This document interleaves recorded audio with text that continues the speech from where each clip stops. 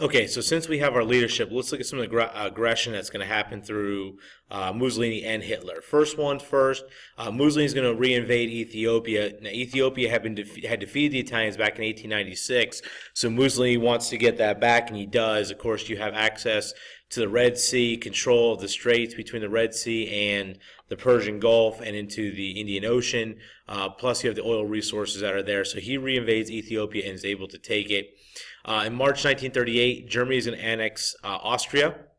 That's called the Anschluss, bringing all Germanic type speaking people together, and that's what Germany wants to do, kind of bringing back their old ally, the Austro-Hungarian Empire, and putting them back in the mix. In September of 1938, Hitler annexes Czechoslovakia, a section called the Sudetenland, which had also had a bunch of Germans there. And see, now they're breaking the Treaty of Versailles, they're breaking the agreements that had been done there. But the problem is with Czechoslovakia, when Britain tries to step in, they aren't able to do it.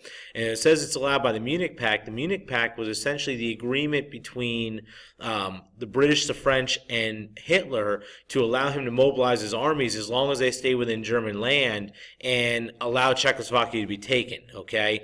Now, when Neville Chamberlain returns, and here's, this is the issue of appeasement. Okay, it's meant to avoid war. When Neville Chamberlain returns to England, he believes that he has saved the day.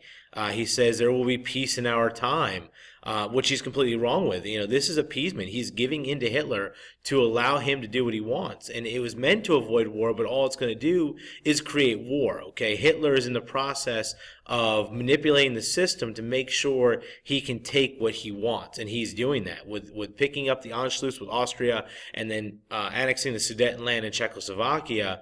Hitler's beginning to take Europe like he wants to. All right. In August of 1939, now we're getting in this period preparatory to war, we're getting closer to the actual conflict. Hitler and Stalin know they have to come to some kind of agreement. So in August of 1939, when everything else has failed, all right, Hitler and Stalin agree to what's called the Non-Aggression Peace Pact, or the Nazi-Soviet Pact. And in that, what they decide to do is they're not going to fight each other, and they're going to split Poland in half. And Poland becomes the buffer zone. So when Hitler goes to invade Poland with his blitzkrieg, he's going to essentially take the western half. When the Polish army is trying to fight them off, the Soviets are going to come in from the eastern half and take it over. But that's going to create a buffer zone that Hitler and Stalin are going to want so they don't fight each other. Of course, that'll be broken by Hitler as we get into World War I. So they both agree not to fight each other, and they agree to split Poland. That's the big deal there. And then finally, September 1st, 1939, the Blitzkrieg begins. The Nazis invade Poland. The Treaty of Versailles is completely thrown out. The Kellogg-Briand Peace Pact is completely thrown out.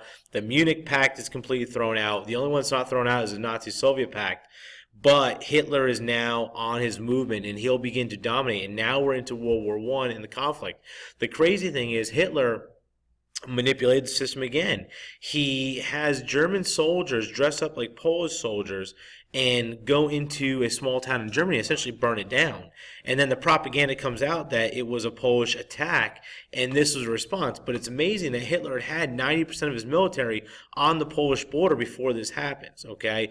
When they go in the Blitzkrieg, the Luftwaffe in the air, the tanks on the ground, the soldiers on the ground, railroads driving equipment in, I mean, it is a full-fledged total war attack, and the Polish have no chance of stopping Hitler and his movement. So in saying that, the Blitzkrieg begins, World War II begins, and now we're going to get into the next stage of history.